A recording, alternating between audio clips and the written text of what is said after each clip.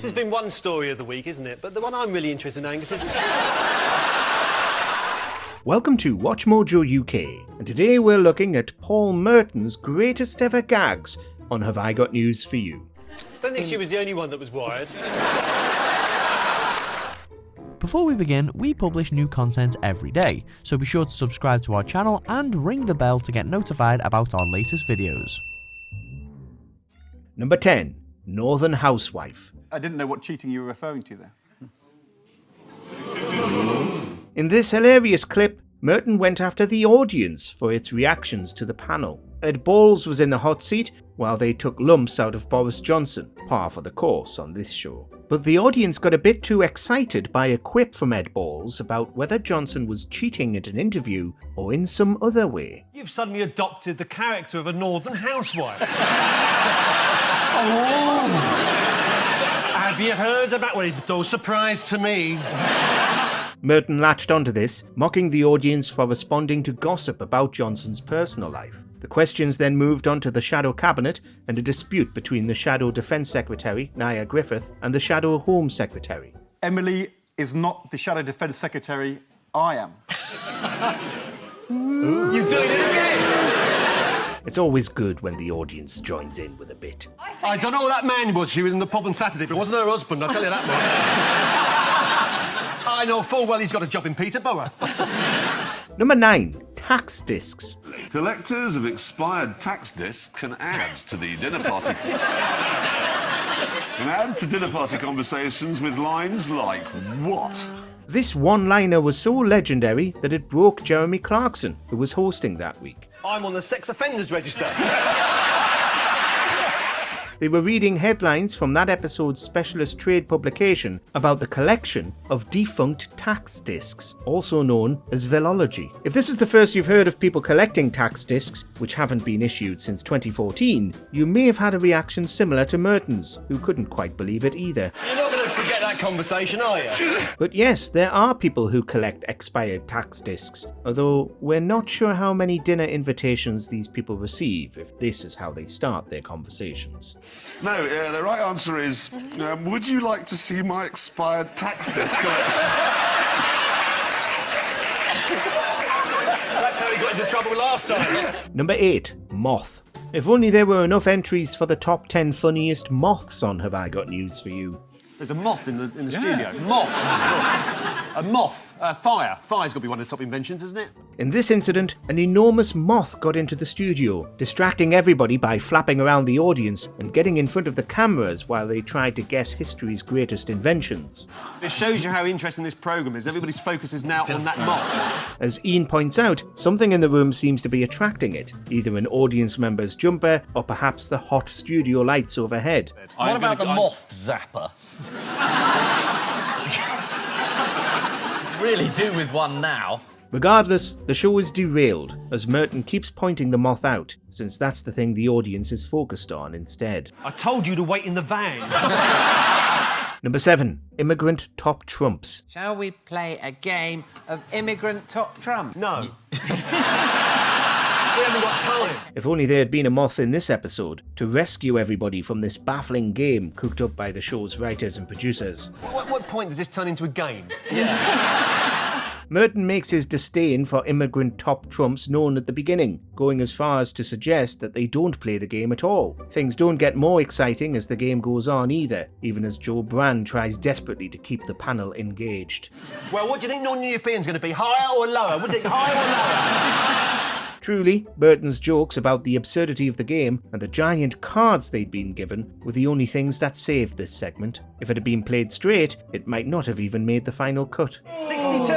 Oh. 26, it's lower, Now a bit of excitement at last. Number 6. A swan and a helicopter. Have I Got News For You is full of bizarre stories of people and animals falling in love or becoming friends. Yes, this is the Church of England have agreed that swans can marry helicopters. There was the woman who married a carpet, the basset hound and the chicken, and, of course, the swan and the helicopter. This is the news that a swan named Hooper has fallen in love with a helicopter. No, it hasn't. Yeah, no, it has. Merton had no time for this outlandish story, however, even as Alexander Armstrong tried to deliver his lines with a straight face. That's not proof that the two of them are in love. He just didn't believe that a swan could fall in love with a helicopter, and who could blame him? It does sound like something out of a very surreal children's show. A swan's natural mate in nature is A, another swan, B, Ronnie Corbett, C, a helicopter.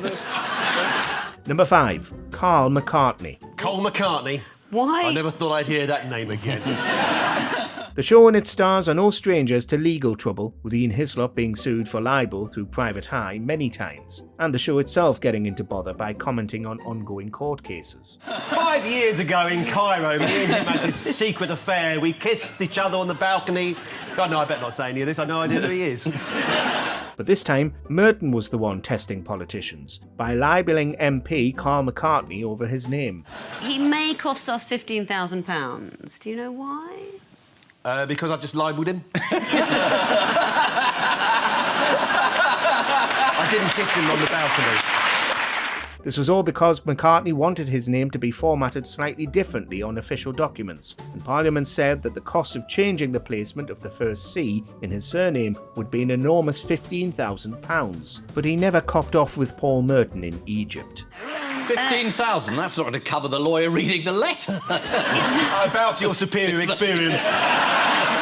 Number 4. Ikea. Didn't we have this question last week? About the robots making IKEA chairs? Ha-ha! Thank you. Robots can make IKEA furniture. Can Paul Merton see the future? Maybe, if this clip is anything to go by. With Tracy Ullman hosting, Ian Hislop and James Acaster were presented with a news story related to technology. The good news is there is footage of the two robots. Yeah, we saw it last week. You seen it last week? I didn't know you saw it last week. I wasn't here last week, Paul. No, well, let's have a look at it then. Merton intervened to guess that the story was about robots being trained to build IKEA furniture, claiming repeatedly that they'd already talked about the robots on the previous week's show. This went on for a while, until a producer walked out to tell him that actually they hadn't covered the IKEA robots at all, and he must have seen that week's recording in a dream. Just to tell you, we actually didn't do this last week. Oh. Of course, he'll have just seen the news story elsewhere, but everybody went along with the gag. In the words of Nostradamus, blimey, I'm psychic. But we did do this last. No. Did I we? was sitting here keeping quiet because I thought, I've got Alzheimer's.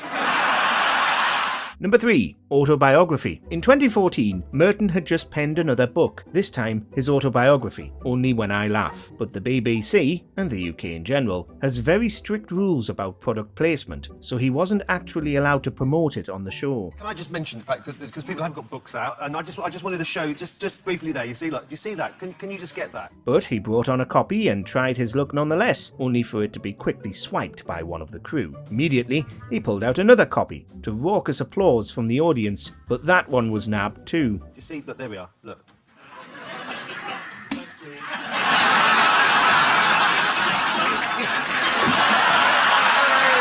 And then, the icing on the cake, he was actually wearing a t-shirt with the cover of his book printed on it.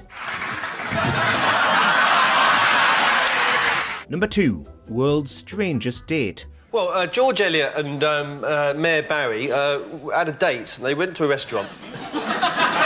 This seminal exercise in improvisation came during a classic Odd One Out round from the 1990s, where Merton was tasked with spotting which of the four faces in the lineup shouldn't be there. He spins a yarn about novelist George Eliot, the mayor of Washington, and director von Stroheim meeting at a restaurant and then going back to von Stroheim's for a liaison. And he said, well, look, when you finished your meal, why not come back to our place with a cup of coffee? So Mayor Barry and George Eliot and Eric von Stroheim all went back to Eric's place and had a coffee. They were then interrupted by John Wayne, who lives next door, wanting them to enjoy themselves a bit more quiet. But then he brings it all back home by revealing that John Wayne's name was Marion, George Eliot's name was Marion, and so was Mayor Marion Barry's. He says, well, look, don't get any funny ideas about me, because I'm not actually George Eliot. My name is possibly Marion as well. And Von Stroheim was the odd one out because he was named Maria, not Marion. Absolutely right.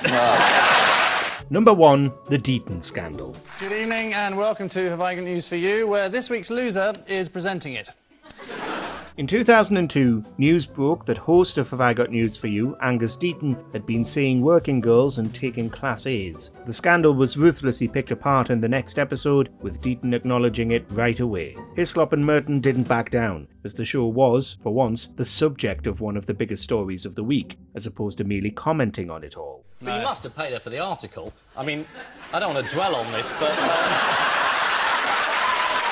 But certainly the most iconic moment was when Merton unzipped his hoodie to reveal another t-shirt gag. He'd had Deayton's tabloid front page printed on his clothes, going much further than Ian, who merely brought the paper in. To go to all that kind of effort is just unbelievable.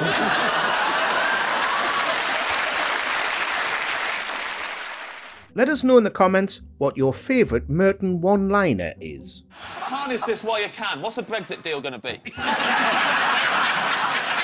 It's going to end up with 2 robots screwing it all up. Do you agree with our picks? Check out this other recent clip from WatchMojoUK and be sure to subscribe and ring the bell to be notified about our latest videos.